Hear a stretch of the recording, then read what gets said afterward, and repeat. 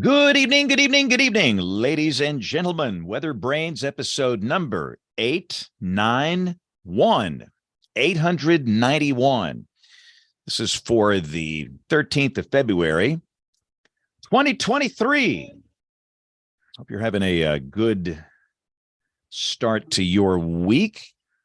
And let's see, we've already got some guests waiting to come on here. By the way, this is the pre-show, the magical, marvelous time of the program where we do three things. We share boring personal stories, humorous anecdotes, and from time to time we say really, really, really, really outrageous things. So, Bill, you got any outrageous things you'd like to talk about? This is your opportunity. Go.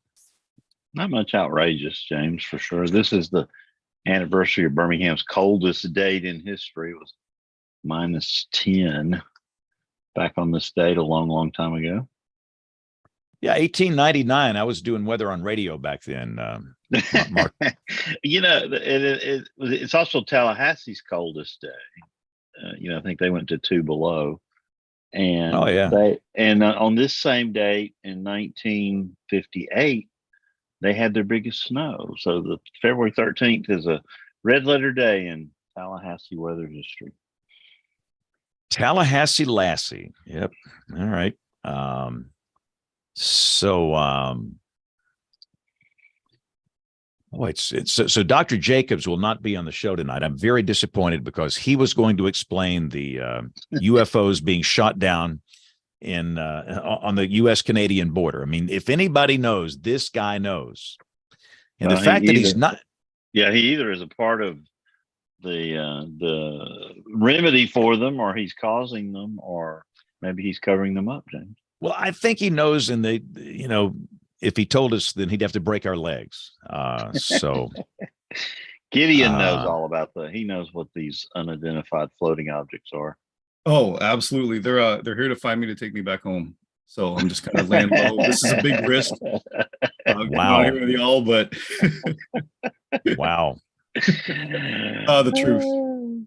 So I've all day long, I've been getting these messages, email, Twitter, Facebag, Gram, all these people saying, I hear through reliable sources that these UFOs are spewing chemtrails. And that's the reason we're going to have a severe weather threat on Thursday. And I was like, what is going on here? I mean, I get these from time to time, but this was insane. And as it turns out, one of the syndicated radio shows I do, they encouraged their listeners this morning to do that to me, to turn my crank. It was a radio gag. It was Rick and Bubba. So I have a long memory. I will pay them back for this. That may not have been their brightest day right there. No, they know that I deal with these people on a regular basis. With the balloons and everything else, it's been bad, but today was intense. I probably had 100 of these messages thinking, what is this? How long did it take you to figure it out? Well, one guy admitted it after I said, I normally don't engage with people that send these kind of messages, but is there a reason that people are really doing? And then he just said, "Oh, it's Rick and Bubba said to do it." So yeah, no Rick and Bubba listener could lie to you, so that's true. That was a good idea, James. They know how to get me going. I bet they'll have a field day with that one tomorrow. Oh yeah, I'm gonna have to tune in and listen.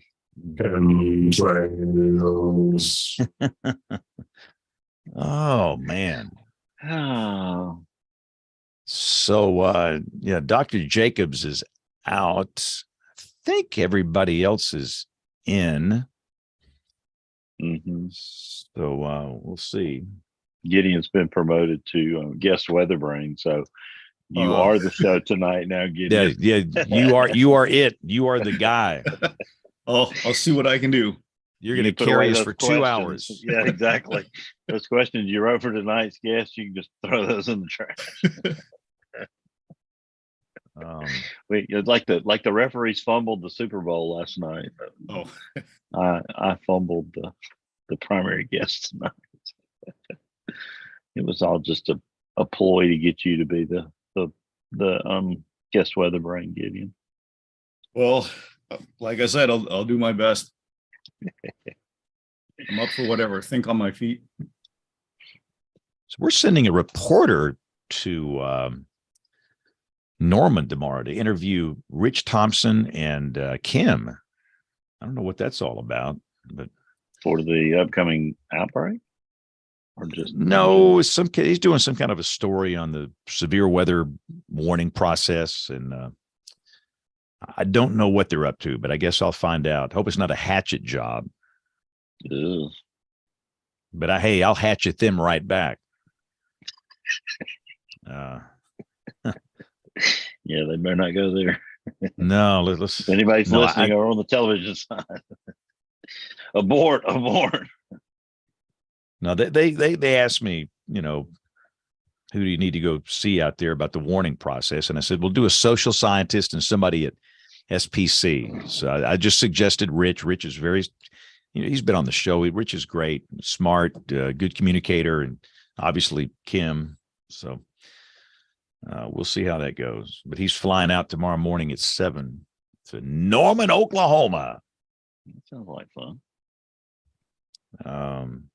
So I saw Jen Friday in Columbus, Ohio, of all places. I was jealous. We had a good time. We had you take everybody out to dinner. Did you find the cool hot spot there in Columbus, James?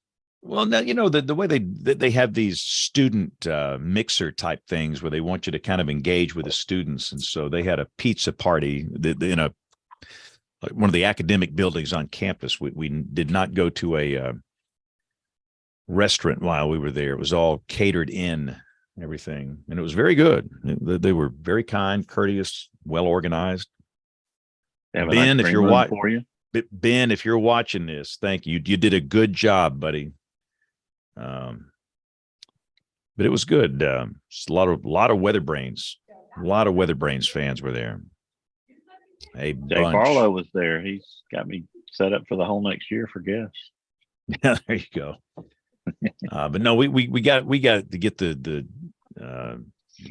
GLM guy, the lightning mapper. That was guy, one he suggested. Yeah, because that one was really interesting for me in that is there any hope for one day we can forecast air mass convection more than 5 minutes in advance? And he's doing some really interesting stuff. Well, there was a little nugget kind of hidden in that show last week with the snow squalls about that satellite imagery that shows the glaciation. There might be something in that. Yep, might be a good forthcoming thing. All right, we got seeing Rick and Jen and James A. Try to figure, where's that noise coming from? Somebody's talking. It's probably me. They're shooting some promos over here. Can you believe that? I'll tell them to hush. Don't they know this is WeatherBrains? I mean, come on. See, James does it in his studio. I go into my closet. I can't. I just can't. There's too much wacko stuff that goes on in there. I can't remember exactly. I just have brooms and mops and stuff in my closet. So, yeah, I love this closet. It's the greatest. I mean, it's the absolute greatest. I mean, I got junk food over here. I mean, what more could you ask for? And we got the lights going on up here. I mean, your own sprinkler head too. Wow. Oh yeah, yeah. And that's going to go off one day, and it's going to ruin all those lights. Yeah. So, but we took these closets. We got into these closets. I want to say about 13, 14 years ago, and it's the greatest move. Because we tried to do a lot of this stuff in the studio, and it's not working. And welcome to our television viewers watching live on the TV side. We're about to get started. Bill, do you want to get started, or are we waiting on Samoa here? No, Gideon is our guest tonight. Rick, do you want to introduce him or me? Why don't you do it? Okay. All right. Well, let's get this thing started here because the gang is all here. All right. Here we go. in 5, 4, 3, 2, 1. Join the American Meteorological Society by becoming a member of the band. The AMS Weather Band is a global community of weather enthusiasts dedicated to learning and sharing their love of science. Visit amsweatherband.org to learn more and join the band today. WeatherBrains episode number 891. The weekly show all about weather, the Monday night weather party. We are on the air everywhere. So it's good to see Jen up in Ohio. Jen, thanks for coming down. My heart was warm when I saw you in the crowd. Me too. That was awesome. I had a great time. Your talk was fantastic, and I learned so much. Dr. Jana Hauser, she was on fire. I loved listening to her. Her talk on tornado genesis was just fascinating, and I think we should have her on the show because she's just really interesting and has been through a lot and is learning a lot.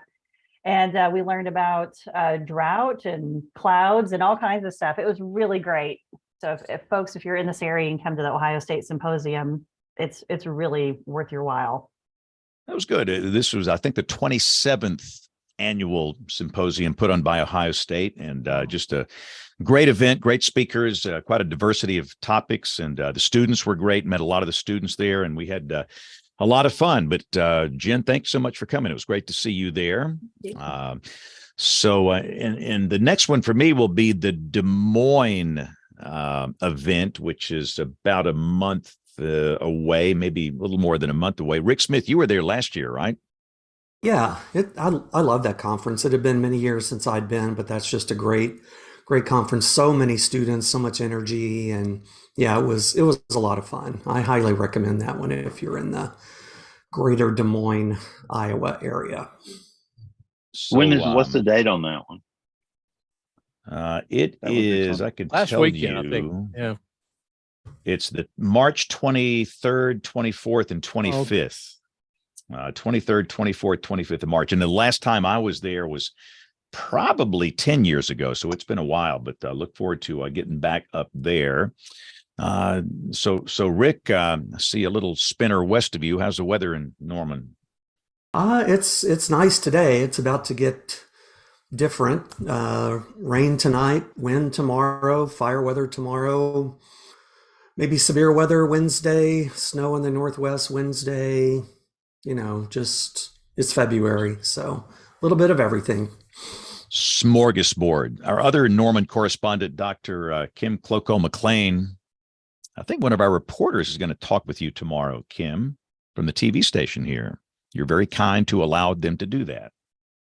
I'm really excited to talk with them. That should be really wonderful. I'll give all my best to everyone back in Alabama. Yep. So how are you? I'm doing great.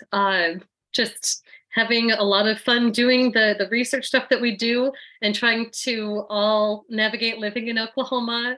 It is a fun time to be here, and every day is just something different the last couple of weeks. And that's just going to continue this week.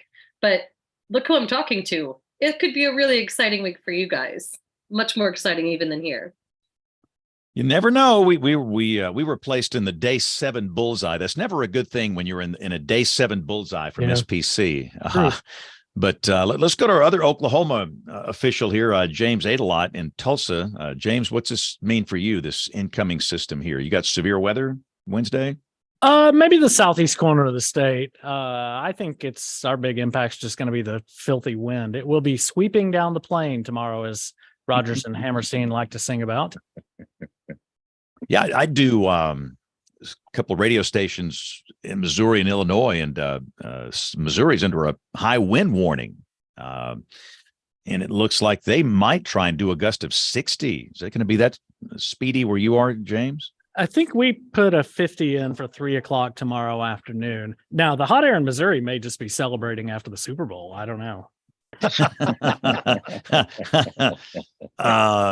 And by the way, we should mention that everybody's on the show this week except the one guy we were going to get the truth from about the UFOs being shot down. Is Dr. Neil Jacobs. If anybody on this show knows the situation, it's him. And he's mysteriously absent, James. What do you think he is? It's just stoking the conspiracy theories, isn't it? I see the guy from the History Channel meme saying, I'm not saying it was the aliens. but it was the aliens. Yeah, I'd like to do my hair like that too, but that's a whole other issue. that would be awesome. But Neil is traveling tonight, and In a UFO. He's in a UFO over Memphis. Unidentified floating object. Now, I will say about 6 months ago, I was down here at a supermarket and reading the magazines and the checkout line. And one of the articles, it said Elvis was seen in a UFO over Memphis. So maybe Elvis has something to do with all this stuff. I don't know. Troy, what do you think? I don't know what to think. At this point, I really don't. I know I've taken a break from grading 30 essay exams, so that's nice. And in Austin, really pretty nice today, up into the lower 70s. And kind of the wind. Rick mentioned that fire weather is going to be an issue here too, even though we've seen a little rain and we've improved the rainfall situation a little bit. Still dormant vegetation with the season. And so we're going to be close to 80 on Wednesday and then closer to 50 for a high on Thursday. So quite a change. Get sort of on the south side of that upper level low as it crosses through the plains. No dull moments this time of the year. Man. Well, all right, Yep. Bill Murray, take her away. Let's start this show here. Let's rock and roll. Yeah, James, it's a little bit of a fumble on the guest booking officers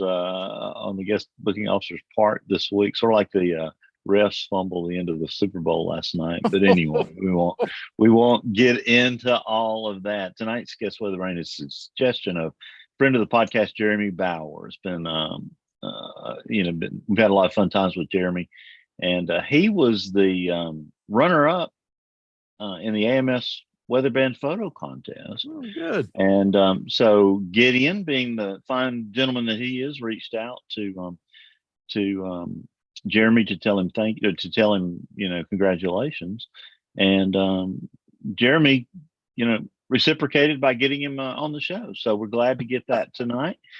Gideon Allegato is the public outreach manager in the community engagement section of the American Meteorological Society. And so he's involved with the weather band. And Gideon, we appreciate your support of the show. We believe you're very strongly in what you're doing there with the weather band. We think that our goals are aligned in a lot of ways. And so it's really fun to have y'all as a sponsor. How are you tonight? Absolutely. Thank you very much, Bill. Thank you, everybody. It's an honor and a pleasure to be here. Doing great this evening. Just I'm actually out here in Oregon and dealing with the rain. So nothing new. I just heard today that the folks in Eastern Oregon are trying to succeed the Union and move the border of Oregon over to a river so that they would be part of Idaho. Yeah. And I think some folks in Washington are thinking about that too. Greater state of Idaho is kind of what's being looked at. Yeah. Oh my goodness. Well, let us know how that turns out. I'll be sure to notify everybody. But because right now I'm pretty well just about an hour from the coast, so I'm very on the west side. So you're on the west side of the Cascades. Yeah, right in the heart of the Willamette Valley. So, yep, I got mountains, I got oceans, all within about an hour from where I'm at. So, not a bad place to live, that's for sure. I love a couple times I've gotten to come to Oregon. It's certainly a fun place. So, Gideon, tell us about you, your background, and how you got started, and sure, and let's talk about your journey a little bit. Well, gosh, I for a little over 20 years, I worked as a public educator. I've taught everything between middle school all the way to a university as an adjunct professor. And the subjects that I've covered, science is kind of my jam, but I've covered everything from paleontology, life science, natural resources, biology, physics, chemistry, and astronomy. But the only layer in that sandwich that I missed happens to be meteorology. So when I got this position, a lot of it was just like, okay, this is great. This is that one chapter that I'm missing from my science book, and I've been learning on the go and everything, and it's kind of neat to see how the different sciences kind of interact and whatnot. But yeah, up until maybe a little less than a year ago, meteorology was not on my radar. But around about that time, it was a time to kind of change tactics, change tack and approach to my career. And my brother-in-law saw a position at the AMS open up, and I thought, well, why not? Let's give it a shot. Let's see what I can offer. And well, voila, here I am in a whole new arena, and I'm loving it. Like, I'm soaking up as much of meteorology and weather as I can, and you know, it's a blast because it's learning again. And that's a thing that's always been a big motivator for me, was the learning as much as the teaching, even more so. Like, any day you learn something new is a day not wasted, and I get that all the time in this job, while also trying to help bring forth AMS's mission to engage with the public and bring the science to the public at large. Well, Gideon and Rick back me up here. I wouldn't have put you much past 24. Getting a look at it, it's hard to believe you've been a teacher and an educator for that period of time. That's pretty amazing. Absolutely. I'm going to be actually I'm going to be 48 here in September. Well, that's just awesome. Yeah, I would have placed you much younger. So, talk about your day job. What you do day in, day out in that outreach capacity. First of all, Bill, I kind of made a promise. First of all, can I make a little shout out to one of our associate executive directors? You got about an hour and 15 minutes. Oh, geez. So okay, I'll make this quick. All right. Well, I will deliver on my promise. I just wanted to say, Brian Papa, happy birthday to you. Way to go, and congratulations. Hooray. All right. And Brian's who we've worked with in the sponsorship, and appreciate that very, very much. So we look up to him and y'all and what you do. Well, thank you. Well, tell us about your day job. Tell us how a typical day, typical week, if there is such a thing, goes for you. Kind of. That's the beauty of it all. It's never written in stone. You're never, like, I never have felt, even though it's just been a short time here, I've never felt that I was kind of working my way into a rut or anything. It was just something new all the time. And being on the West Coast, I kind of start my day about 3 hours later than home office does over it. So that was something to get used to, because like I'd wake up and I'd activate my station and look on Slack and look on email, and almost every day it's just that initial wake up wave of communications that I have to take care of. So between that and my coffee, that gets me woken up pretty quickly. And so I scramble and catch up with what I can before the first meeting. Sometimes there are meetings that are scheduled earlier than when I normally sign in for work, but that's okay. I work my way around that, make it to there. And then I just, attend the meetings that I have to, that I'm signed up for and everything. And then spend the rest of my time working on projects, assignments, tasks that work to advance what we're trying to do at AMS, and specifically community engagement. And it's really cool, because even though I'm not there physically with the rest of my department and my team, we're always in contact through our communications through the computer and everything. So I've never once have I felt that I was, needing more help than I could get. So so that happens, and meetings, working, doing huddles on Slack, taking care of that sort of thing. And then everybody kind of gets done 3 hours before I do. So I get the rest of my day to kind of catch up and prepare everything and do emails and whatnot, and then lay the ground for whatever happens for the next day. And then the whole thing starts all over again. So mad scramble in the morning, kind of ease up in the evening, and then prepare for the next wave. But it's always been fun. Hey, Gideon. I think a lot of us are familiar with AMS. We've heard of AMS. We've been to meetings and things like that. But This is something I don't know. Can you give us a sense?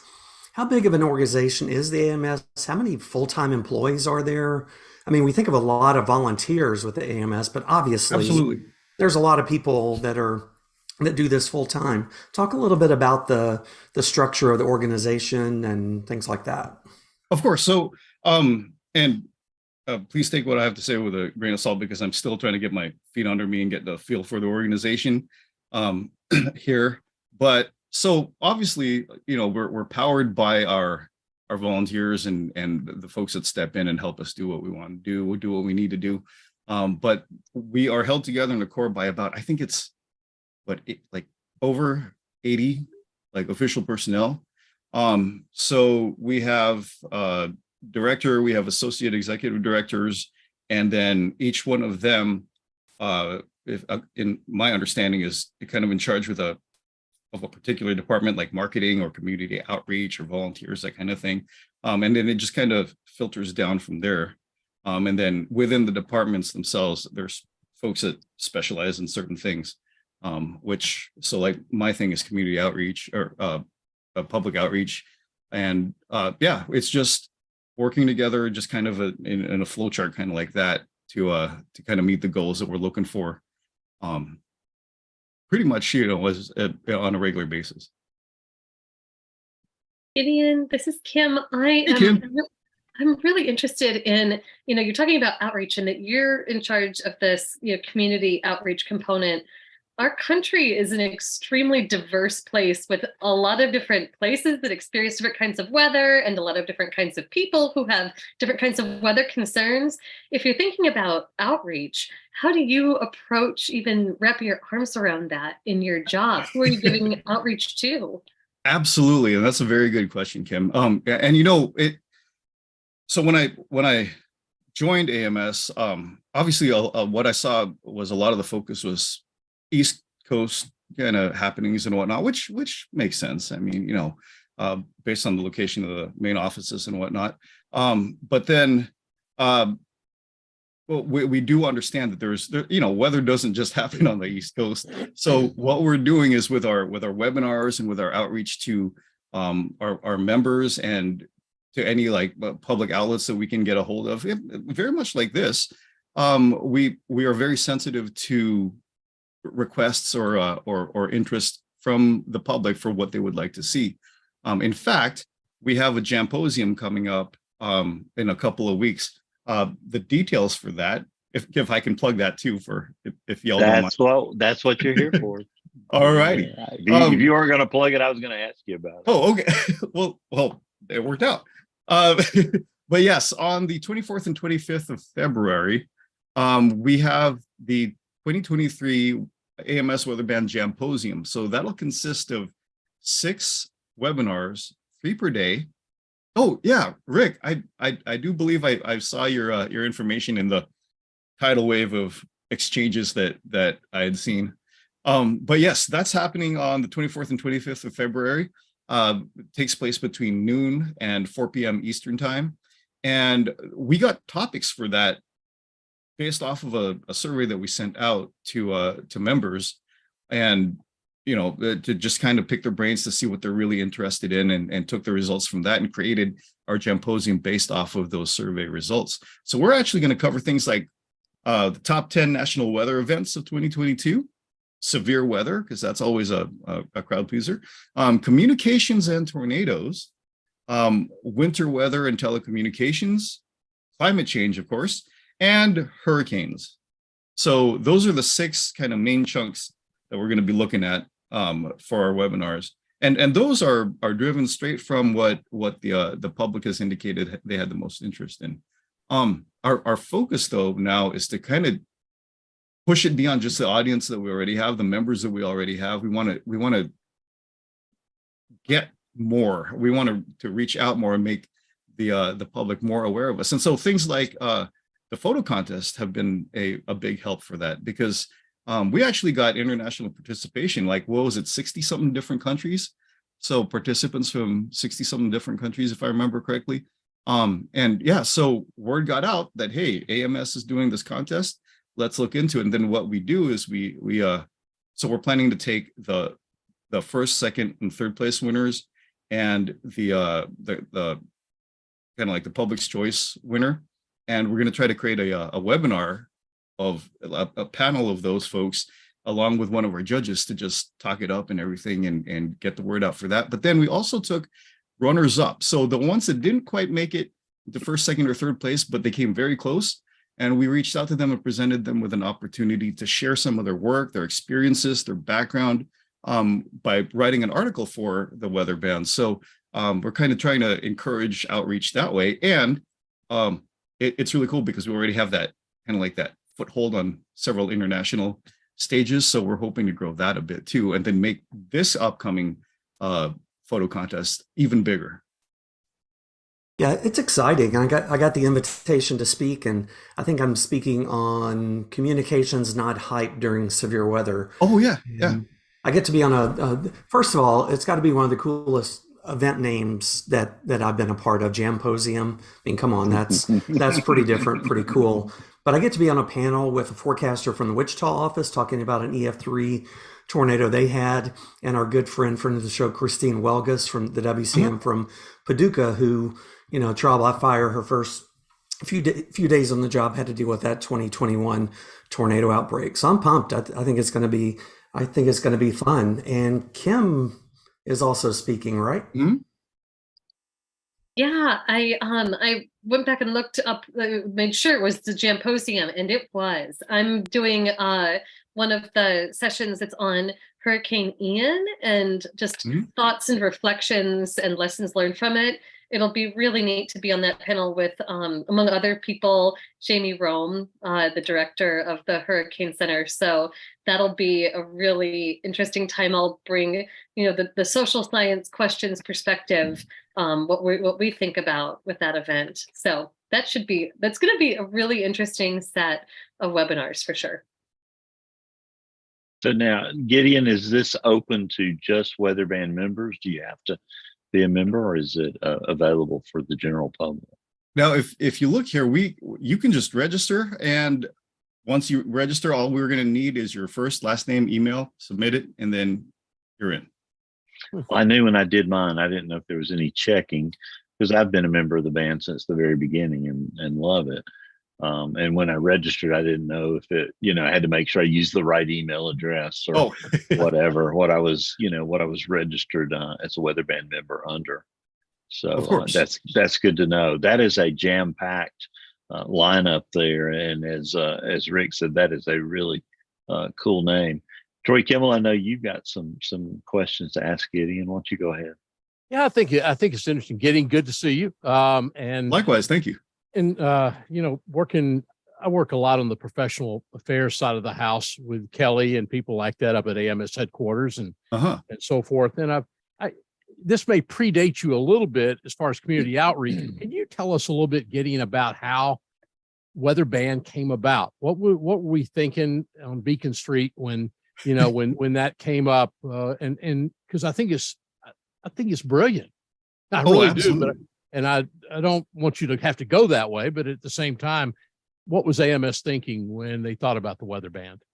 Well, just so I kind of jumped into this and kind of, you know, hit the ground running and everything. So, but I never really had a sit down where anybody's like, now Gideon, here is, you know, this is specifically that kind of thing. Yeah. But pretty much what I can say is that what we want to do is we want to take the science, take kind of like the almost esoteric stuff that researchers and scientists work with, discover, and unpack that kind of thing, and kind of facilitate a connection with the public in general to just make it more digestible for them, just more approachable, I guess one could say. So it's kind of like not really acting as a filter, more like a bridge to kind of pull the public in, but also to take the science and the researchers out of, you know, their work and everything, and just kind of find a place to meet in the middle and to share ideas and to kind of kick off you know, discussion about the weather and expanding on people's understanding of the weather, on how people explain and describe what they're doing, and to just kind of, you know, cue off of that shared weather geekiness that we all got to have.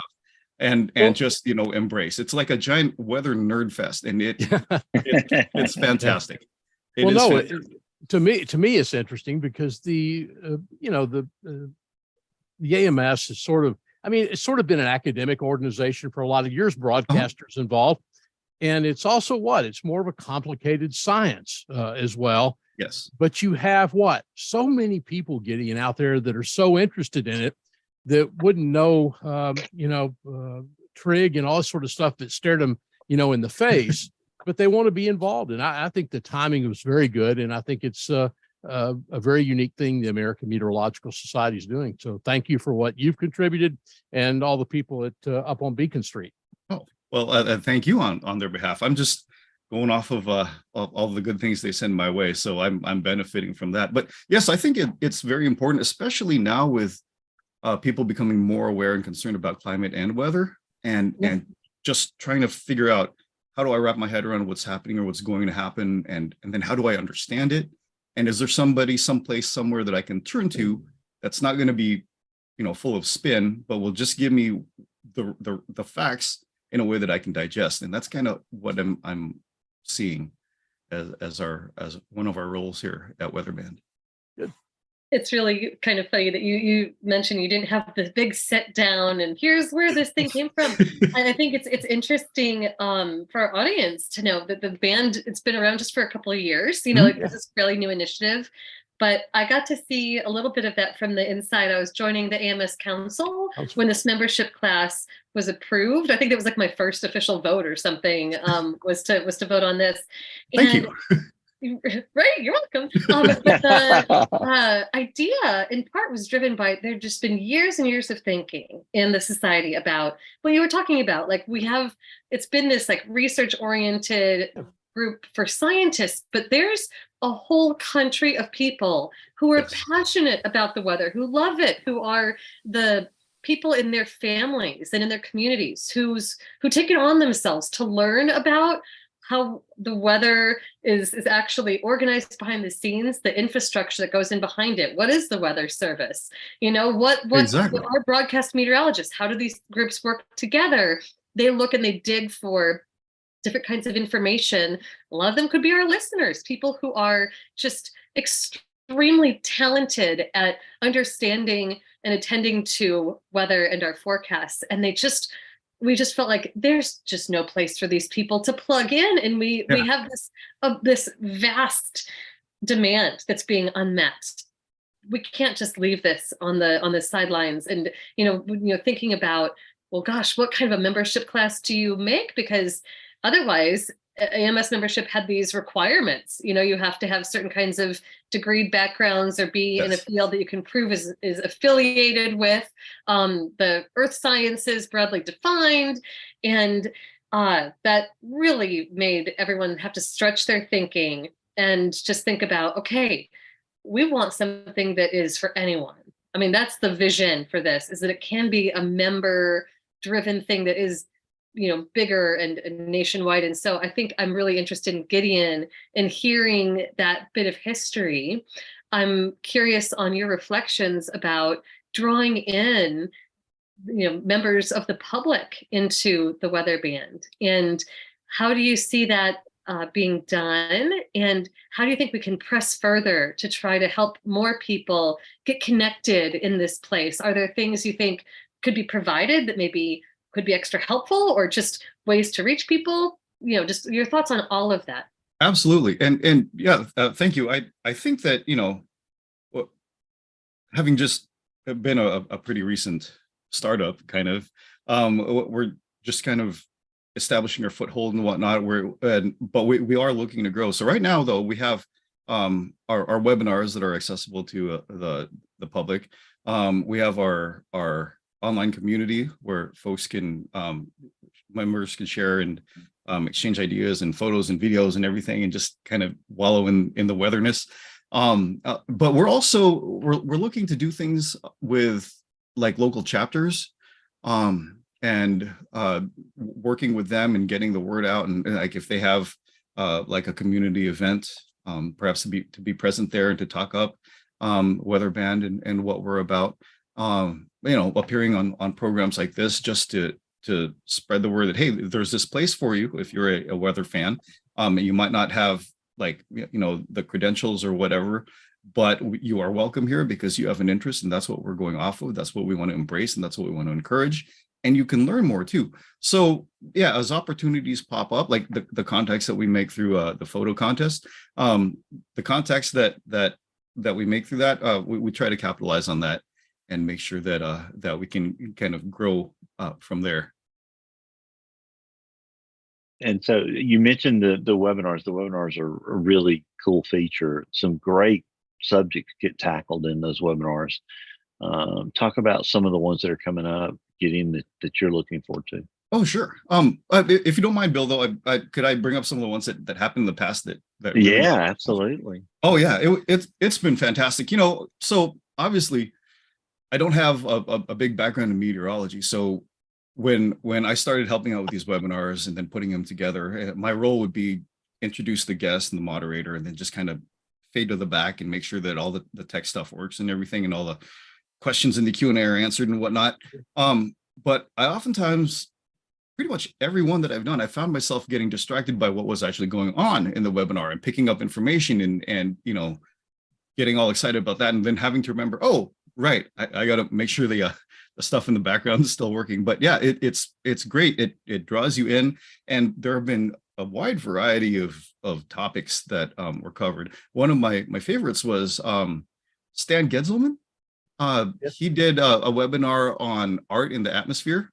And that really blew me away. He took examples of art from different points in history and kind of reflected upon how the atmosphere was portrayed in those pieces, and also how, like, the way that the atmosphere was portrayed often reflected like what was going on in society at that time. And so I found that very interesting. And then Evan Fisher did one on the foliage, change in foliage in the fall, and that was super interesting to kind of get information on what he was up to and how he'd gather his information and share it out and whatnot. So those have been a blast. There's also lightning safety panel that we did, and that was very detailed and informative. Weather safety, we did a breaking event during hurricane season for just as the storm was breaking. I kind of can't recall what the name of the storm was right now. But yeah, as the storm was developing and things were happening, we had, I believe it was Kim Wood, come and do a presentation as events unfolded. And so that was really neat. Got a lot of good feedback from that. And then coming up, we just had one with Dr. Tim Palmer. And it was moderated by Dr. Shukla, and we was talking about uncertainty and chaos, and kind of bringing that into to weather and forecasting. So that was really neat. And then another one of the ones that we have coming up is a Kokoraz webinar for folks that are interested in that. So we have quite a few coming down the line. I'm just juggling between doing that and getting articles published on our website that kind of address the different interests of the audience. So that's kind of been where we're going, and preparing for this Gemposium too. Hi, Gideon. I'm Jen. It's nice to meet you. So I have a question about the AMS membership. Do you know approximately how many people are members? And then a couple other follow-ups with that. Is it just in the United States, or do you have international members? And then what are some of the demographics, Sure. based in the US, I guess? I wish I could give you more information on that, Jen. I do know that we have members from outside the US, but in terms of like specifics of demographics and whatnot, I don't have that one I don't know. I do know that I have been in contact with the whole range, the whole spectrum, demographic wise, but I don't know specific numbers about those parts of the spectrum, but they're there.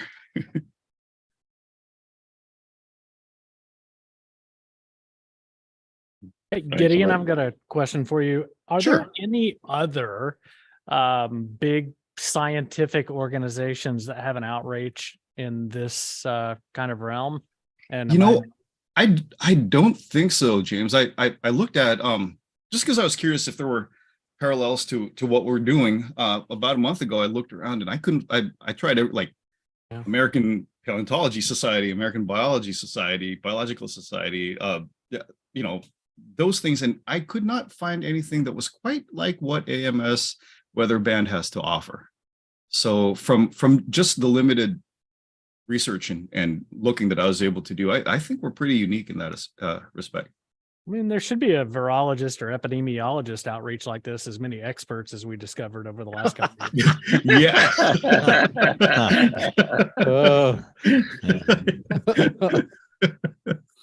Maybe they're hiding now. Gideon, one thing I did not know at all, and I talked, I guess, to Beth Farley while we were in Denver, up there, that we have a lot of people, as James points out, that listen, a lot of people that actually view the podcast, but we also have a lot of broadcast meteorologists that get the chance to watch the podcast as well. I guess a year and a half ago or so, I tried to join the weather band, and I found out that as a full professional member, we are part of the weather band. Is that correct? That is correct. We folded, we kind of merged AMS and weather band just this past summer. Okay. And so now if you're an AMS member, you're also a part of the band. Yeah. So yeah, welcome aboard. Yeah. I didn't know this. See, I've learned something new tonight. There you go. I remember we're all in the band. But I've forgotten it too, James. Yeah. And hence the jam posium, the gem of the band kind of thing. So that's kind of how that name came about. Troy, did we cover your question? No, that was it. Because I was trying to give money to Beacon Street, and trying to join the band. And finally, Beth told me, she said, "You're a member of the band just because of being a professional member." And I'm just not sure everyone knew that. So yeah, that is a cool thing.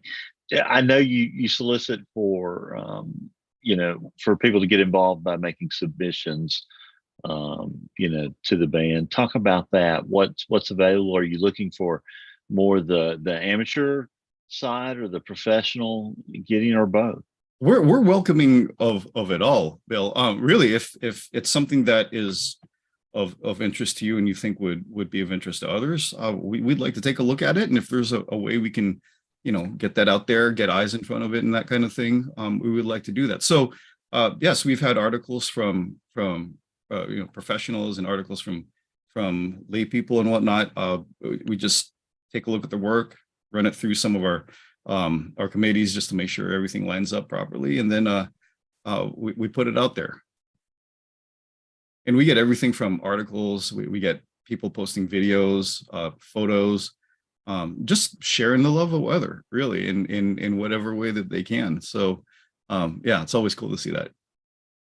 So Gideon, I'm curious, do you guys ever take requests or plan around hot topics, current topics in meteorology and related fields when you're thinking about the kinds of seminars or webinars to give? Something that I'm thinking about now that's of interest to of a public and our membership is, what are all the things that float at the top of the troposphere and near the stratosphere, near the tropopause?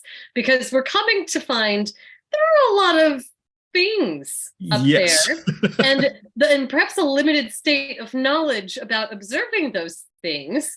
And this is a very interesting domain that kind of lies in the intersection of weather and aliens. And I think there's just a lot show of title. Weather and aliens. Weather and aliens. We're going to make Neil sad that he was not here. We are going to make him regret missing this show. But I'm really interested to know if that's been a piece of conversation as you see hot topics come up. Is it something you think about responding to and maybe pulling things together to address? Yeah, usually what happens is an idea will come up with a committee or is suggested to the committee, and then that's brought in front of the rest of us. And then there's kind of a call out to say, hey, does anybody know anybody who is like, this is their jam? And would they care to do a webinar on it? And then it progresses from there. Somebody is identified, they tell me, I contact them, and then we get the webinar rolling, find a date to do it, find a time and place, that kind of thing. And then we get that to happen. But yeah, usually it starts out with the committee and whatever the committee hears or comes up with, and then we go from there. But I like that idea. I'll bring that idea to the committee, because honestly, aren't there like insects and tardigrades or whatever that are floating way up, like where they probably shouldn't be, but there's a lot of them? Like, isn't that a natural thing? You know what? You could make a presentation all about remote sensing of just the various things that float through the atmosphere. Because yeah, on radars, we do see things like birds and bugs, and Rick could probably tell you all about this. I think even in different forecast offices, we get really accustomed to learning about the migratory patterns of different creatures and the nesting habits, and aeroecology is a thing, and I did not know that. And with your background, I think you might be very interested in looking that up. Yeah, my biology radar just like pinged and I'm like, oh, okay, that's biology really radar, like literally biology and radar. But yeah, I do look into that. I think that would be a phenomenal program, or even set of programs. What are all the things that float through the atmosphere that we see and that meteorologists are concerned about? And with that in mind, I do think it's really like this is a good opportunity for us to have a conversation about the current topic of the day, that is the balloons and observations within our atmosphere and what is going on, because there's been some conversation in different lists I've seen as things are getting shot out of the sky. People are worried. Well, are these our radio songs? Is someone making sure that that's not our stuff?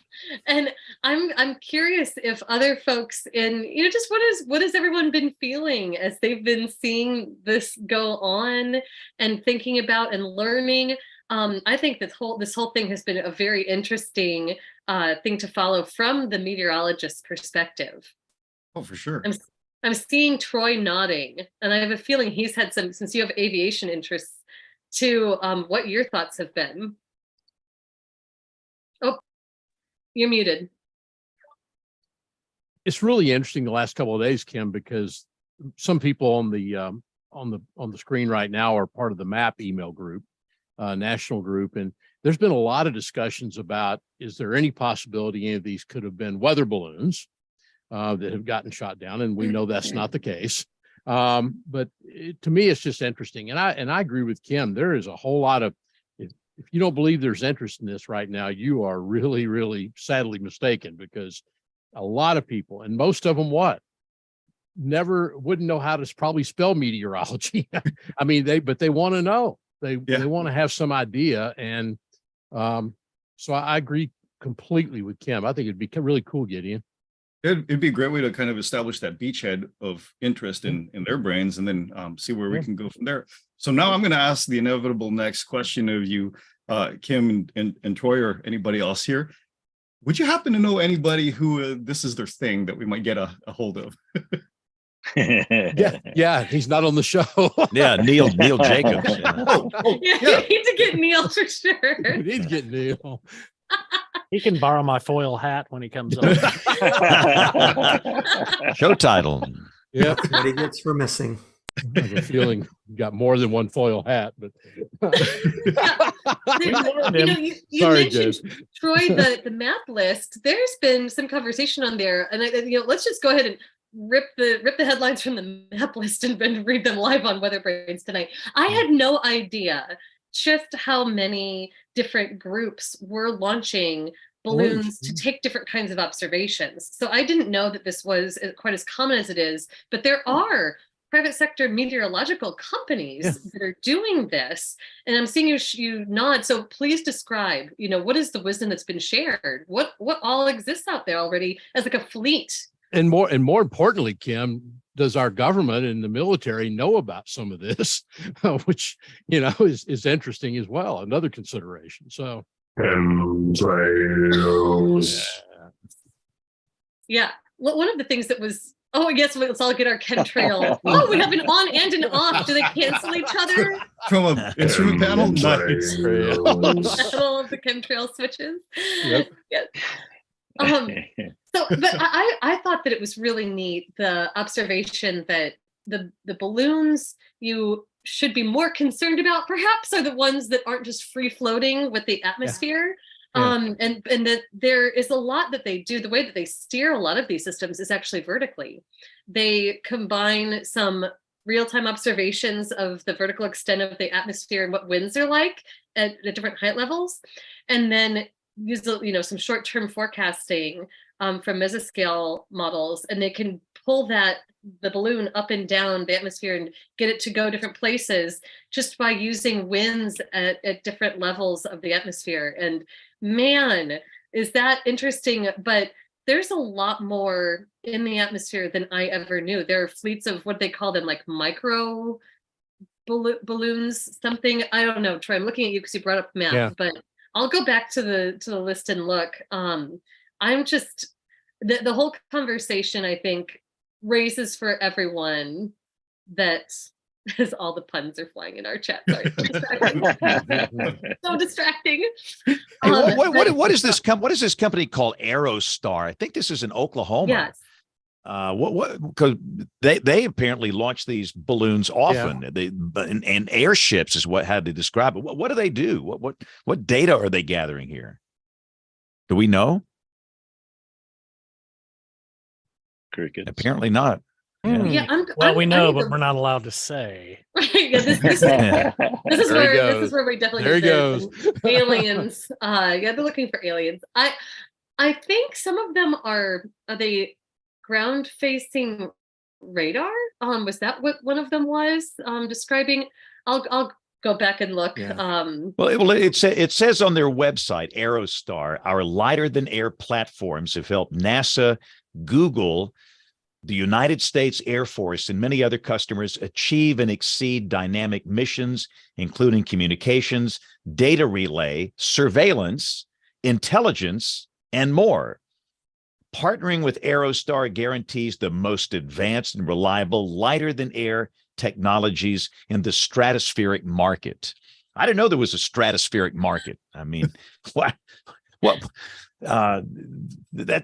We need to get somebody from this company on the show here, Bill. Okay, I'll add that to the list here. And also, what have we done to their business if that's the case? Because if I was a stockholder, I'd be kind of nervous. Well, and what kind of permission do they have to fly these missions? Because that's what when we did our little, 6th grade science class weather balloon release every year, we would go through the process of notifying the FAA, and one year they'd say, forget it, and the next year some guy from the tower would call you and curse you up and down and tell you, you can't do that. And one year they held all the flights at Birmingham for about 20 minutes, and it was like, oh boy, I hope that doesn't get out. For all the misconnections in Atlanta on Delta, it's like, oh. So I don't know. I was thinking, if a teacher's got a balloon launch, because high altitude science, that's what they sell, are these kits. And, I wonder, how many of those are going to get shot down. Yeah. Well, and it have they always known that these are up there and they're just now making a big deal out of it? Or was there something, did they upgrade the radar or whatnot, and then all of a sudden their screen lit up and then right? But I'm curious to know as to what's the story behind that. I don't know anyone knows at this point. I guess I'm just kind of, because actually that's what they said, Gideon. I think at the White House was basically, we turned the radar a little differently or whatever. And it made all this stuff show up, and I'm sitting there going, damn. They cut out the ground clutter, Troy. Yeah, exactly. Once he's finished with the cover up, Dr. Jacobs will be back to answer what he can. Yeah. Rick, you were pointing out something off of what I was saying. Yeah. Two things. We actually do call the tower, in our case, is Max Westheimer Airport. We call the tower right before we launch a balloon twice a day, and I think that's probably standard protocol if the upper air site is near enough to an airport. And one other thing I want to say, just on behalf of operational meteorologists everywhere, don't shoot down the weather balloons until they get to at least 400 millibars, because if it gets that high, then we've got a complete flight. After that, there you go. Yeah. Well, that's good to know. Let the Pentagon know once they get to about 22,000 feet or so, Rick. Is that roughly, depending average where you are? got a full flight. So that's pretty cool. So did anybody else have a question right now? We've kind of lost control over here in the air traffic control tower. So it's kind of like looking like Austin right now over here in the air traffic control tower. But Gideon, I was interested in the community portion. You mentioned that. Yeah. Because you have all 10,700 members, I guess, that maybe I don't know whether they opted in or didn't opt out or whatever, but you can search them. I just sent Troy a message there. Yeah. Did you get it, Troy? Did you? Absolutely. Did you see the message? And I did not know that, but I do know about Gideon the community. And because there's lots of great posts over there, great stories behind the members. It's really fascinating time. And I'm sure it takes a little moderation. I'm sure most meteorologists are better behaved than most, but sometimes you never know. I've run what is it, Mentimeter with high schoolers, so I know how bad it can get, and it's nothing anywhere close to this. So yeah. Kim's got a Discord server. She knows. She really knows. So yeah, I was fascinated by that because the community there, that element is really good. We mentioned the annual meeting a little earlier. Did you do some special events at the annual meeting this year? Actually, that was great because that was my first time meeting anybody I work with live. So it blew my mind after months of working with them and seeing them on the computer and whatnot to actually see them in physical form. It was great. But yeah, and it's such a wonderful family to be part of. I felt so welcome. So yeah, I just wanted to say that because it was a wonderful experience. But while we were there, for me mostly, I either spent time in committee meetings or on the floor itself at the AMS booth, just meeting folks and getting to talking about AMS and what they're up to and just making connections that way. It was great. I met folks from the military. I met I think there was some lady from Finland that was really excited to be there. And a gentleman from France. So it was wide ranging. I did have a chance to go to the Denver Museum of Nature and Science, I think it is, where they had a gathering of local interest groups that were kind of concerned about air quality, the air quality in Denver and what was going on with communities that were there. And it was neat to be able to work with them and kind of come up with a kind of a game plan for how we can assist what they wanted or what they were looking to do with air quality and air quality awareness and action sometime in the future. Because we started it there this year, but we want to carry it through so that when we go back, and I think it is 4 years, we'll already have the machinery assembled and running and get it going a little bit smoother the next time we're back. So a little bit of community outreach that way is really a good thing. And so in the community portion, you've got an opportunity for people to be a champion. Mm-hmm. Talk about what's involved with that and what the requirements are. All right. So we've got champions, we've got beacons, and we've got maestros. For the maestros are the ones I'm mostly familiar with because they're the ones that I've worked with the most, and they're the ones that we go to kind of facilitate the discussions going on with the public in general. They're folks with meteorological background, solid meteorological knowledge and that kind of thing. And we engage them to, write articles, engage with the general public, and just, kind of get the ball moving with meteorology on that front. Now, as for the beacons and, those folks, I have to apologize. I'm not so familiar with those groups and the specifics of what they're supposed to do. But yeah, so I come clean. I apologize. And Gideon, there's an element of gaming to the community where you can get points for your participation. I noticed our friend John Tui Morales is toward the top of the leaderboard there. And you're there for the all time. You get paid to do it, I guess, but you're putting your money where your mouth is. I try to participate when I can, but like with my limited education with meteorology and all that, I'm kind of shy doing it. But the community's been so welcoming, and so every time I've engaged on there, I've always gotten good stuff back. Like Ted Best, he is the ace in engaging folks and everything. So shout out to Ted. Thank you for all that you do for us, Ted.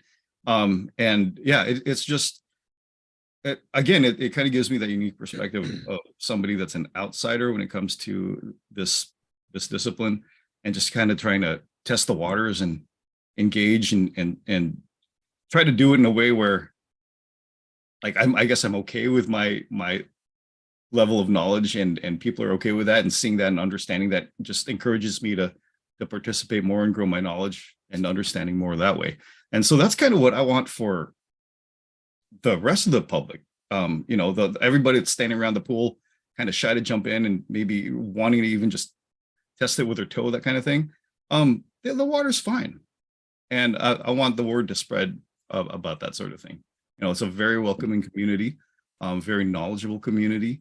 And yeah, it's just been great to become a part of that. Yeah, I was reading Ted's bio, and he's an associate member, but doesn't have a background in meteorology, but has a job that relates to it. Yeah, I believe he's a chemist. He's a chemist. Went to the University of Illinois, and worked for Sherwin-Williams. Mhm. And worried about developing durable coatings that would withstand the elements. And so it's fun to get to know people this way. I congratulate the AMS on these elements that bring community into it, because it's so much more than just getting a newsletter or occasionally attending a webinar or something. So for someone who's not an associate member or a professional member, what do they have to do to join the band, Gideon? So there is in fact, I think just now we have a 50%. I think the promotion's still there. That's right, through February 28th. That's right.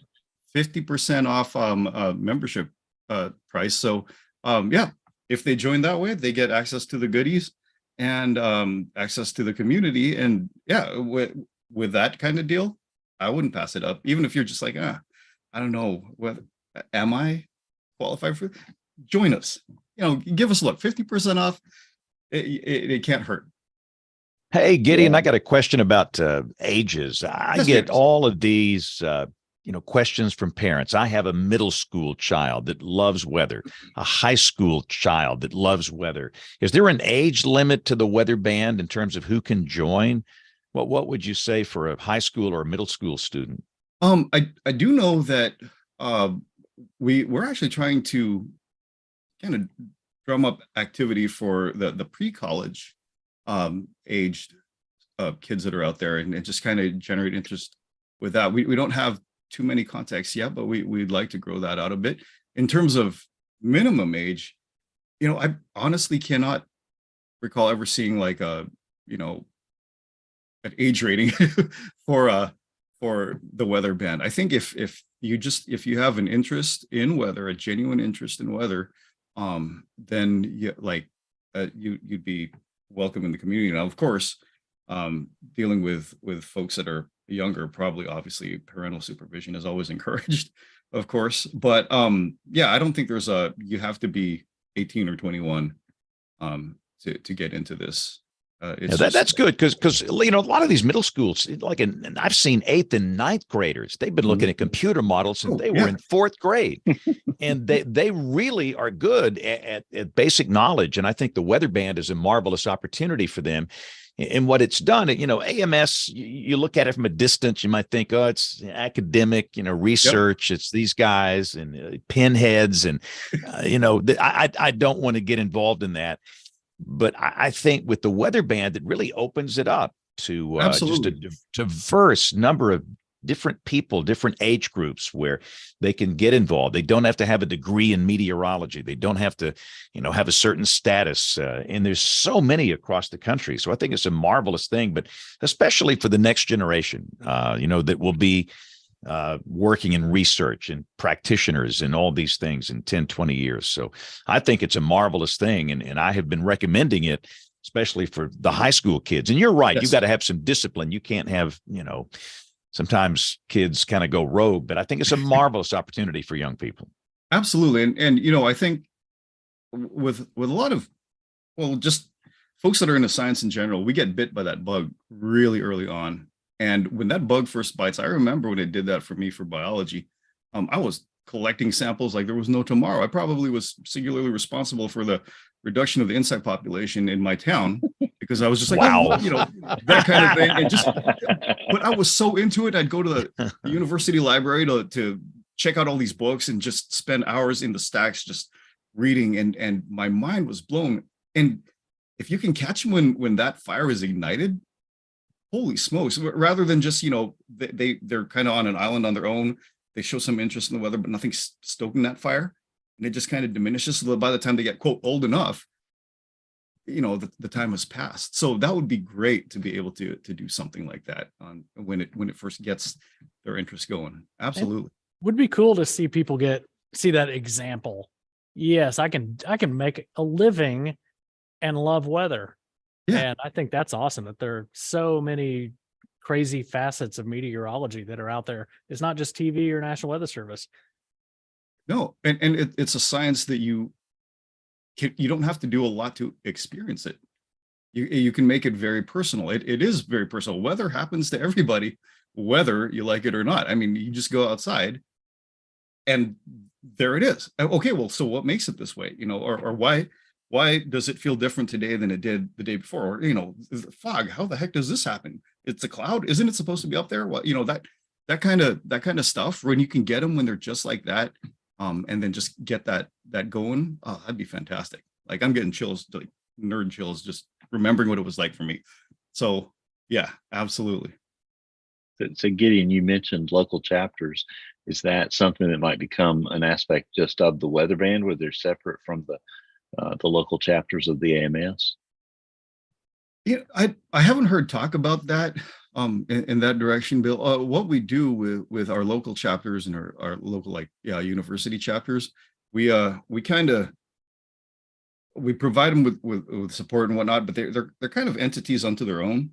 But we just kind of provide them with information and tech support, I guess, in some cases, that kind of thing. But they're kind of self-driven. So it's kind of, especially in the universities, which is what I've worked with the most. Sometimes those chapters come and go, and it's kind of hard to keep track of who's still active and who's still not. But yeah, they're kind of their own thing. So really, they're kind of already there. Separate from AMS, we can't really dictate what they do and don't do. So it's kind of, that's where it stands right now.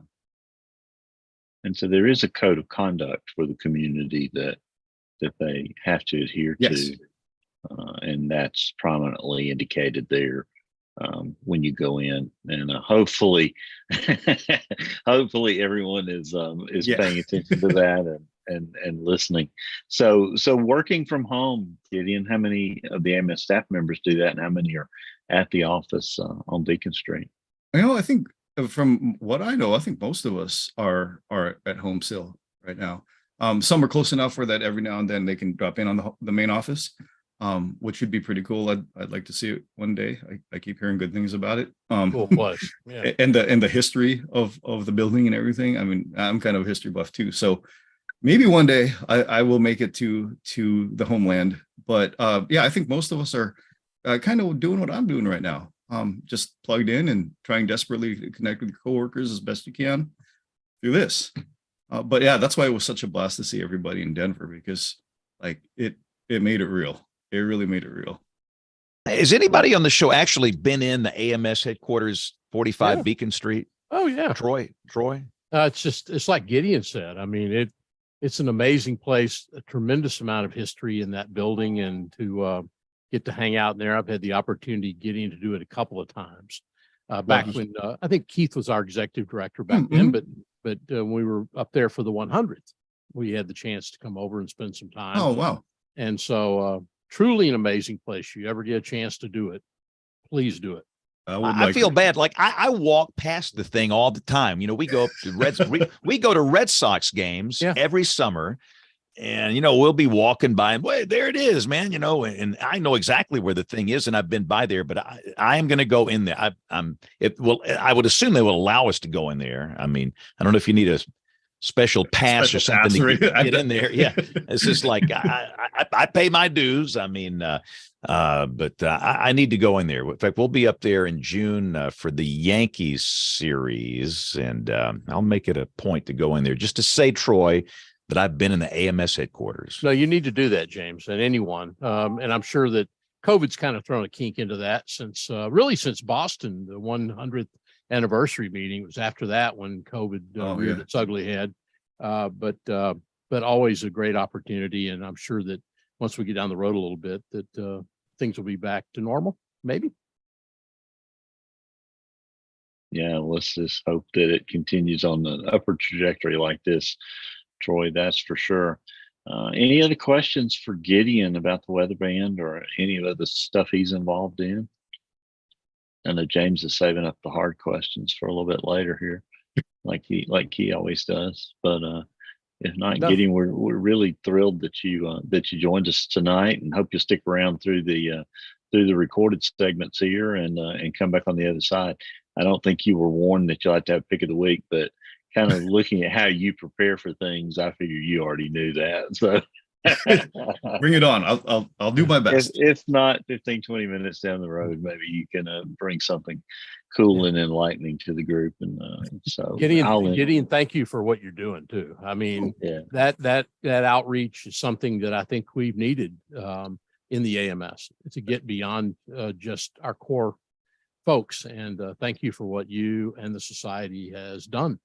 Well, thank you. Thank you, everybody. Thank you, Troy. Yeah. It's just, I was lucky to be presented with this opportunity, and, fortunate, like nobody's business, that I get to work with the good people that I work with to do something like this for something that I think is so very important and will just get even more so in the future. So I consider myself very lucky indeed. Thank you. And I think it's just a great time for something like this, because I'm telling you, I've been doing this for 100 years, like Troy, and I've never seen such public interest in weather like we have now. And I don't exactly know what it is, but goodness, there are weather dweebs, nerds, dorks, geeks everywhere. I can walk into the supermarket down here and I'm in a checkout line, and of course they know that I do weather, but they would say, hey, do you believe the GFS or the Euro on this severe weather deal Thursday? And I'm thinking, what is this? I mean, this is how times have changed here. Yes. And do you like the HER or the 3 kilometer NAM when you're looking at the cams within 60 hours? Which one do you want to look at here? And I think it will give these folks a chance to feel a part of something bigger than them. And, for years and years and years ago, the AMS just seems they're up on the hill. They're on Beacon Street. This is an exclusive club and members only, and no one else is involved. And I think it breaks down a lot of barriers where folks can get involved. So I think that's a good thing for all of us. And the more, the merrier. That's the way I look at it. So let's take a quick break. We're going to go to Tony Rice, and we're going to get Jen in This Week in Tornado History. We're going to come back with some email. We'll bring in Bruce Jones. We're going to have picks of the week and much more as WeatherBrains rolls along. Looking beyond the atmosphere, here's Tony Rice with your astronomy outlook. Through the end of February, look for Venus after sundown. It will become visible around dusk and shine brightly as skies darken. Notice it each evening through the end of February. It will be a little higher above the horizon. By early March, it will appear less than a degree away from Jupiter. Now, Venus is bright for a couple of reasons. It's relatively close by, and it's covered in very reflective, very nasty clouds. The planet has been mistaken for a lot of things, even prompted some 911 calls. An aircraft, a satellite, a helicopter, and even a UFO from time to time. And most recently, for some reason, a Chinese balloon. When viewed through trees as you drive along, it may appear to follow you, but at 134 million miles away, that's just an optical illusion, of course. That's your astronomy outlook. Follow me at RTP Hokie for more spacey stuff like this. This week in tornado history, late February 13th into early February 14th, 2000, 3 devastating tornadoes struck portions of southwestern Georgia. 2 were rated F3 and 1 was given an F2 rating. There was a total of 19 fatalities, many in mobile homes, and approximately 200 injuries were reported. Tornado number 1 hit in Mitchell County. This F3 tornado tore through 2 major subdivisions and 4 mobile home parks just south of Camilla. Damage assessments from the American Red Cross and FEMA reported 200 homes were destroyed and 250 other homes were damaged. 2 miles south of town on Georgia Highway 112, a large trailer manufacturing plant was destroyed. 11 people were confirmed killed. All resided in mobile homes. Tornado number 2 moved through Grady, Thomas, and Mitchell counties, and it was also rated F3. 15 homes were destroyed and numerous damage. 15 people were injured, mostly from flying debris, and there were 6 fatalities, 4 in mobile homes and 2 in a wood frame home. The third tornado moved through Colquitt and Tift counties. Near Crossland, a woman was killed in a mobile home when a large tree and another mobile home were blown against her residence. This twister was rated F2. Read about this entire event at tornadotalk.com. Calling all weather enthusiasts, join the AMS Weather Band and become part of the American Meteorological Society, whose members have been at the forefront of weather, water, and climate research for over 100 years. You'll get to go behind the scenes with the 10,000 plus scientists, broadcasters, educators, and researchers of the AMS. The AMS Weather Band brings together weather professionals and weather enthusiasts. Band members can grow their knowledge and appreciation of weather and climate by participating in virtual events, online discussions, Q&As, AMAs, webinars, photo contests, and more. AMS Weather Band gives you the opportunity to interact directly with those in the scientific community. Learn more and join the band today at amsweatherband.org. Let's dive into the email inbox. Just maybe there's something in there this week. Letters. We get letters. We get stacks and stacks of letters. All righty. I got an email from Harvey Day Jr. who mentioned a face bag event with Tim Marshall. So Tim Marshall's making the rounds, and one of the topics is reworking the EF scale. So it may be time to have him back on to talk about that. I think that would be great. Write that down, Bill Murray.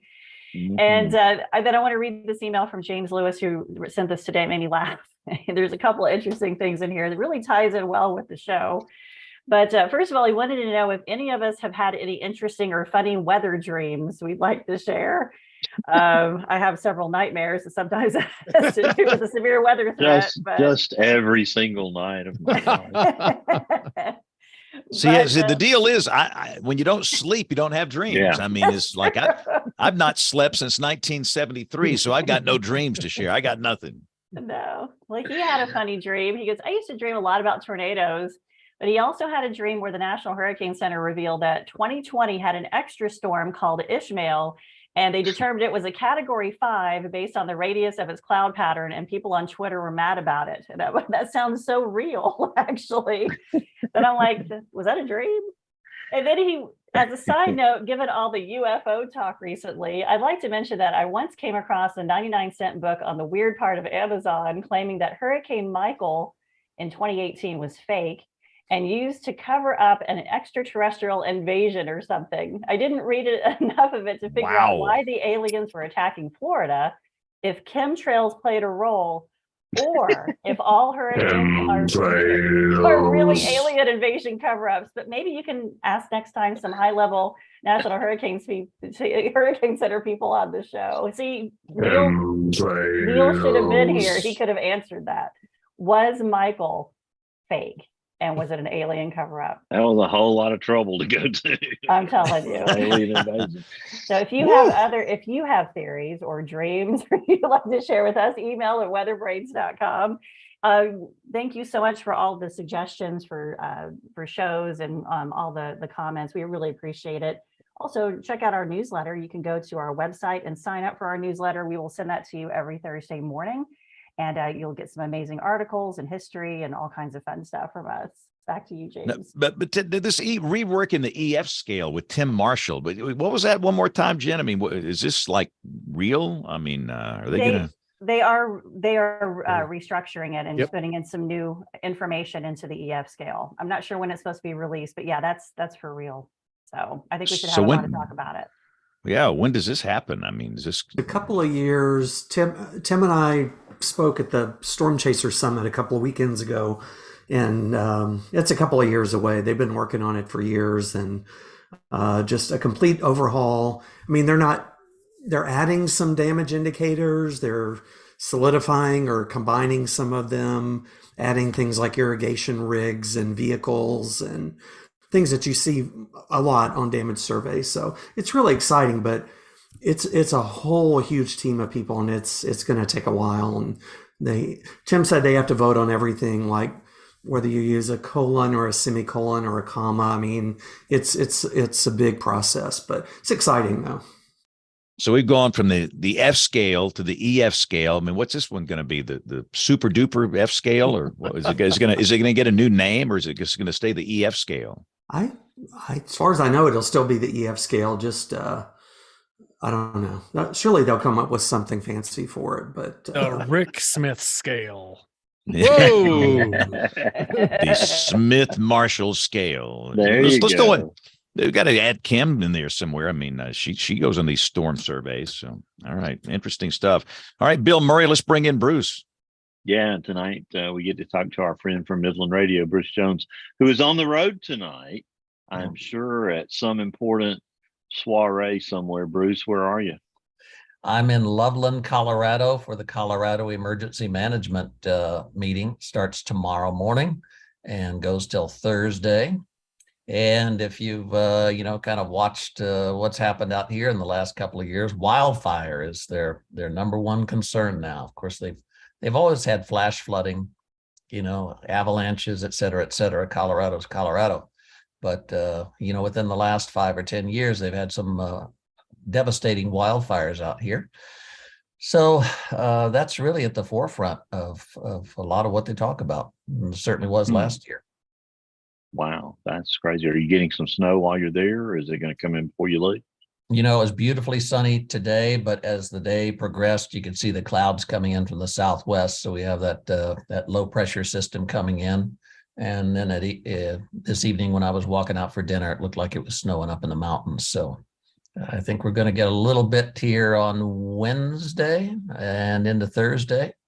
And that's good for the folks out on the plains who need that moisture to plant that wheat, or to keep that winter wheat alive, I guess. Good news, Bruce, by the way, from Austin.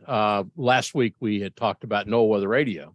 Yep. And it looked like the National Weather Service, Austin, San Antonio, following the ice storm, that it looked like this was a long-term outage. I got to tell you, the techs out there apparently got around it. The antenna was still working fine. It was communication and power cables. And they got around it, and we had weather radio back on the air the next morning. So we now have NOAA Weather Radio back on the air in Austin. That's good news following the ice storm. They did not want to face the wrath of Troy. Yeah. But I mean, you could only have so much wrath when the trees are falling down around you. But on the other hand, it's just good to know that we have techs that can do that and make it happen. And probably had to band-aid a few things and get things. They say it's a temporary fix. But they do have it back on the air. The full signal's power coming out. Full power. Wow. Yep. That is incredible. And, I want to give a shout out to the folks at Silver Spring, especially Michelle Manelli in the Office of Disseminations, because there were a few instances a few years back where Virgin Islands went off the air, where Saipan went off the air, where the New York City transmitter was off the air for extended periods of time. And you know what? These things are getting fixed faster and faster now. Things are happening. And I know why they're happening, because Michelle is making them happen. And Michelle, I've had a chance to work with her as well, and she's a hard worker. She's been here with us on the air, on the podcast. So she's doing a lot of good work in dissemination. Thank you, Michelle. Yeah, and thanks to everybody in every WFO who takes it upon themselves to make sure that this radio network stays on the air, because it's a vital communication system for millions and millions of people.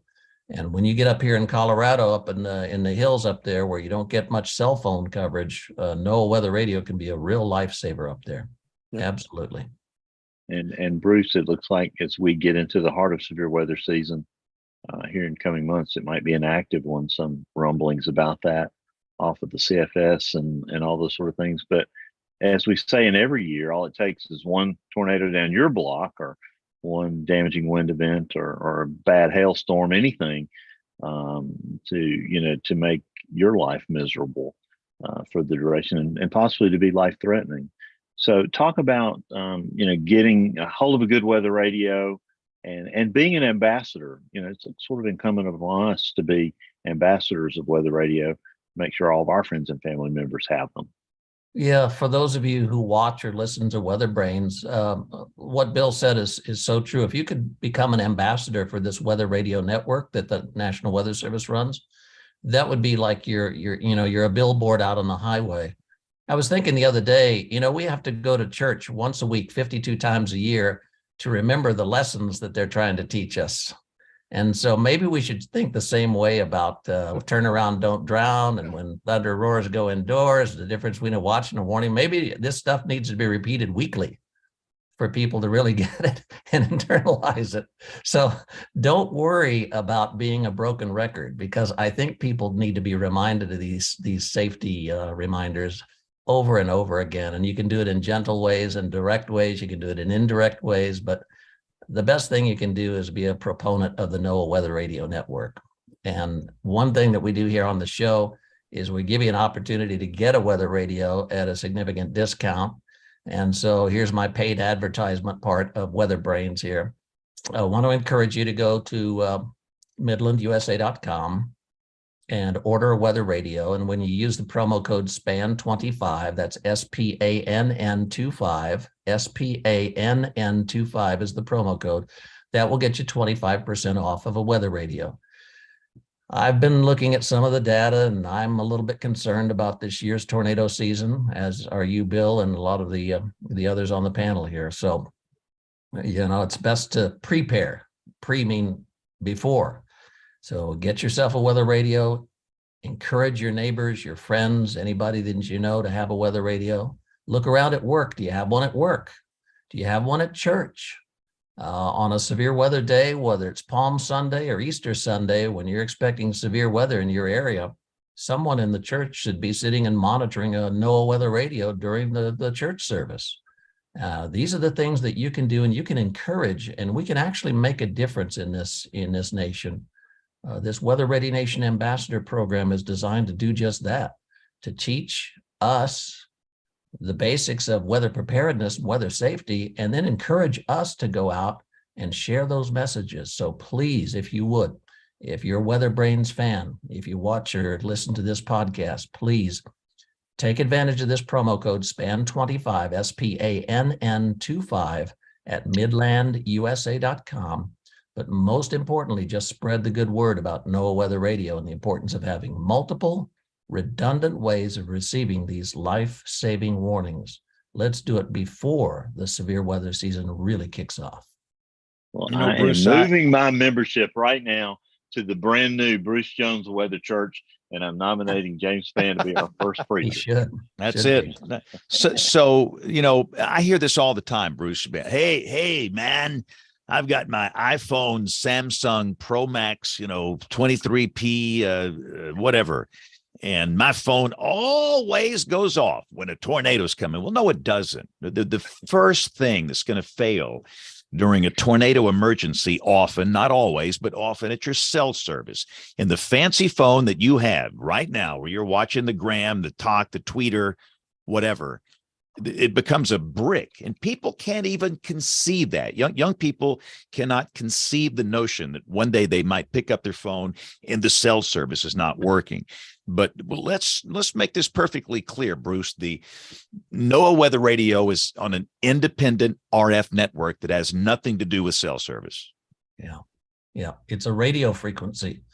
And radio is a very solid, stable frequency. Now, occasionally you'll have a tower issue or something like that. But for the most part, these signals come out of those towers and they go a long ways. They cover a long distance, and they're very inexpensive to monitor. These weather radios only cost you like $30, $35, something like that. And you have that thing for the next 10 years. There's no cheaper life insurance policy than having a NOAA weather radio. And I've said that since long before I went to work for Midland. And I think too, it's important that everybody in the Weather Service, from Ken Graham on down, that this is not going away. I think several years ago there was some, wondering, is Weather Radio going to be here? But I think there's no doubt, Bruce, this is a long-term service that's going nowhere. Yes, sir. That's absolutely correct. Because it's what kicks off EAS on the TV station. So it all starts with NOAA Weather Radio, and then that kicks off EAS, which is our nationwide alerting system. But you can't pull NOAA Weather Radio out of that without completely messing up everything else. So it's the initial domino that starts all the other dominoes falling. So thanks for mentioning that. Yeah. And again, we've talked about it and we'll talk about it more, but it's the baseline. You need multiple ways of getting a warning. But this is where you start with this. Every business needs one. Every home needs one. And it's stunning to me how many households in tornado-prone parts of the country don't have one, because they're thinking, man, my phone's always going to go off, or I always hear that stinking siren. That's a topic for another day that I'm not going to get into one of these rants on that. And sirens serve a purpose, but it's not warning you a tornado's coming inside your house or inside your business. So NOAA Weather Radio, use that promo code for the 25% discount. And that's awesome. Bruce, thanks a lot, as always, for being on the show here. Yeah. All right. It is time now for Picks of the Week. See some horrible news about have you been seeing this Michigan State University thing? It's not good. Not good. What's the? I'm seeing that on the corner of my eye, but it looks bad. Yeah, shooter event. I'm seeing fatalities. Many. It's apparently in a dorm. Oh, goodness. I'll take that back. It said a hall, so that doesn't have to be a dorm. It could be. It could be that or a classroom building. Yeah, goodness gracious. All right, so let's go around the horn here. We'll do picks of the week, and we're going to go around. Everybody share something that's cool, that is weather related. This can be a website, hardware, software, weather instruments, anything that is weather related. So let's start with Rick Smith. Rick, what you got for us this week? Go. I'm going to kind of encroach into Kim's territory just a little bit with my pick. Our office, the WFO Norman, is right next door to the hazardous weather test bed, where all kinds of cool things happen. Well, today, for the first time in I don't know how long, there's actual human weather service meteorologists there and scientists testing in the experimental warning program, something called Tiny Tim, Threats in Motion. So it was just so cool to see those people back in the hazardous weather test bed. So my pick is just a website from NSSL devoted to that experimental warning program that goes on there in the springtime. Very cool stuff. The future of warnings being developed right here in Norman. The future of warnings. I like it. All right, Kim, let's just go to you for your pick. Go. I had a feeling you were going to call on me after Rick. He's all about the science and furthering it. I'm bringing us back 40 years, as we've been talking about things that fly that maybe should or shouldn't be in our atmosphere. There's a really amazing story of this guy named Larry Walters, who ran the Lawn Chair Larry flight. And yes, it's what it sounds like. There's a guy who sat in a lawn chair and he flew for 45 minutes using a set of over 40 helium-filled weather balloons. And it's just a great story, very much recommended. And the PIREP, or at least one of the PIREPs that was apparently associated with this flight, read, "We know he broke some part of the Federal Aviation Act, and as soon as we decide which part it is, some type of charge will be filed." Wow. All right. And again, all of these picks will be up on the website, weatherbrains.com. Jen, let's go to you for your pick of the week. And I would big shout out to Nate Larson for saving me from the foghorn, because I was struggling to think. But there is a new weather-related movie coming out in March. It is called Supercell, and I watched the trailer earlier today, so we'll see how it's going to be. The trailer looks good, but you never know when you start watching it. You know, how do they do with the science and all that? But it has Alec Baldwin in it and Anne Heche, who I think it was one of her last movies that she did before she died. And it was interesting because she was in the 13 Minutes movie as well. So this is the second weather movie. I mean, but she seemed to, I think she was in another disaster movie, actually. I've seen her in a couple of those, but yeah, she's in it as well. So let's see how it goes. But this is the trailer as my pick of the week. Good deal. I guess it'll be up on Volcano. weather. Thank you, Rick. Yep, volcano.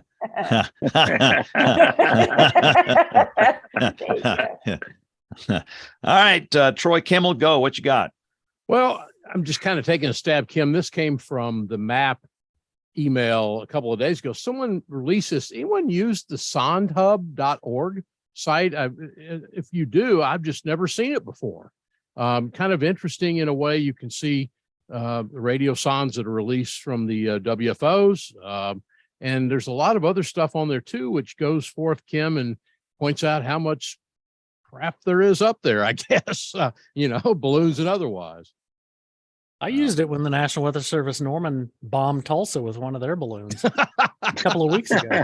We did it 2 days in a row. We got Broken Arrow and we got Sepulpa or somewhere. Yeah. All right, James ate a lot. What you got for us? Well, I have some Valentine's Day WeatherBrains candy hearts. Oh. And one of them, which is not my favorite, is Read Holton with me, as in that lovely Holton Dynamics book. I have Be My Valentine, Let's Convect, You Lift My Parcels, You Infect Me, and one for Kim, Let's Survey Qualitatively. How about that? Wow. Did you come up with those, James? Of course he did. Come on. Yeah. I was going to say. He did. I'd take the Those fifth. were all fabulous. He did it. It took him 15 whole seconds. Like, let's just Yeah, be honest. exactly. He just sat there and was boom, boom, boom. I just need to know right now if Sweetheart Candies are trademarked, or can we? All right, Bruce Jones, what you got for us? This is another balloon related. I sent you a link to a story from the Albuquerque Journal from a few years back. Headline, Roswell myth lives on despite the established facts. The Roswell incident in 1947, a lot of mythology about how that was a crashed UFO, but in reality, it was a crashed US spy balloon.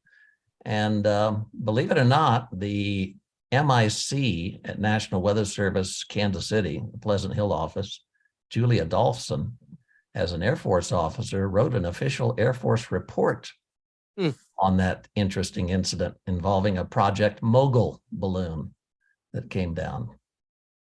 So the link is to the article in the Albuquerque Journal.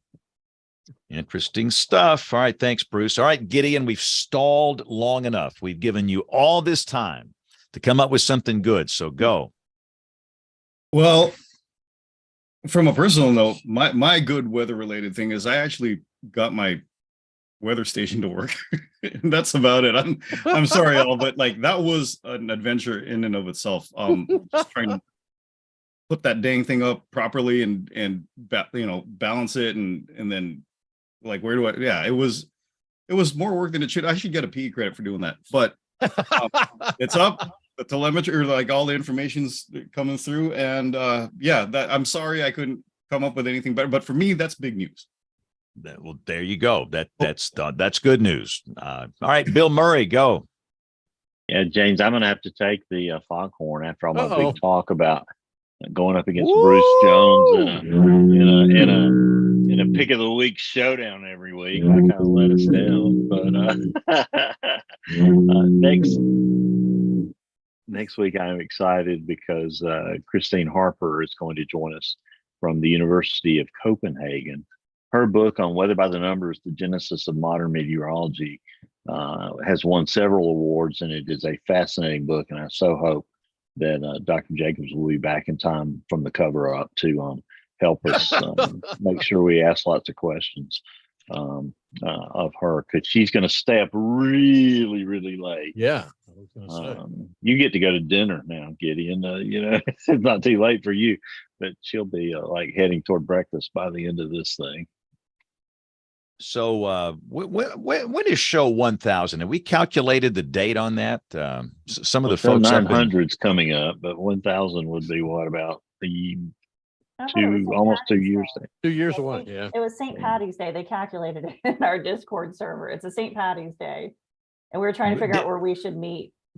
Savannah. Jen, where weren't they suggesting someplace up in Columbus when we were up there Friday? Goodness, somebody suggested for show 1000 we needed to meet somewhere, and I forget exactly where they suggested. Where do you think we need to meet here? I mean, do we need to meet in Oklahoma since most of our crew's there, or we need to make that happen, and we need to shift it to a Saturday so those of us that are working weekdays can do it. But if you're listening or watching this, and some have been doing it for all 17 years, if you have a potential show 1000 location for us, we need to do it live, and everybody's got to be there. We've got to work on it. Everybody's got to be there. And, we used to do these live shots every once in a while, and they're great fun. We do them from the NWA and the AMS, and they're really good. So we'll try and make it a special place. So if you think of a good spot, do that. Not the booby trap or anything. I mean, well, I'm telling you, I know people there. Wesley's booby trap. That'd be a great look, the WeatherBrains live at Wesley's booby trap. Yeah. All right. So before we go, we got a couple of minutes we can kill here before we go. Thoughts on the tornado season? Bruce Jones mentioned he's a little concerned. Anybody else have any thoughts on the spring, summer tornado season? I vote no. That look. That look at the CFS in May. That's sure. I vote to veto it, table it. We'll come back and address this in the summer. Because it's here we are in February, and we're starting to see the little flowers starting to bloom, and before you know it, it's going to be the for us. And again, what I tell people here is that our tornado season down here in the deep South, it's from November through May. I don't think we have a sufficient drop off in January and February to consider that not to be a part of the tornado season. But you've got spikes within the season, and our spike months are November, March, and April. And March is knocking on the door here. It's coming up pretty quick, and we can have some pretty wicked events. But goodness, we can have some nasty ones too this time of the year, but it's coming up. And I guess in Oklahoma, Rick and James and Kim, you kind of peak in May, maybe in early June. Yeah, late April. Really, the peak used to be like the first couple of weeks in May, but can bleed over into early June. But yeah, we've had average years, numbers of tornado wise, but as far as impact and intensity, well, I don't even want to talk about it. But yeah, it's let's hope for a below average season this year. Yeah, I'd like to see. I see how the vacation March 15th. Oh, Yeah. sorry, Troy. No, I just want to see what's going to happen to the ENSO. I'm interested in knowing how that.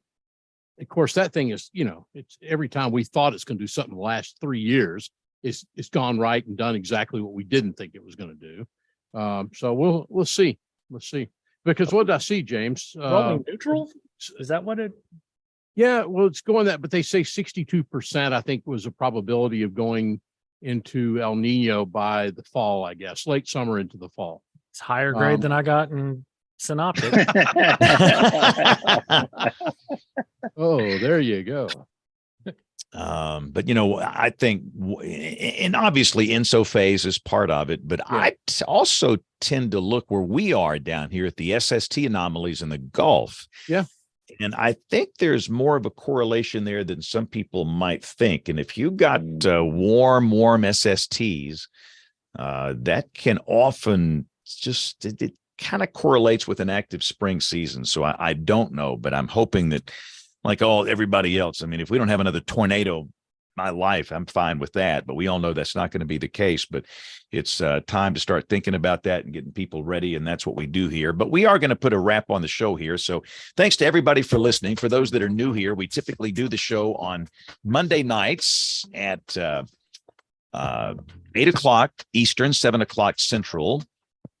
And some watch while we're live on our YouTube channel, youtube.com/weatherbrains. But most of you listen.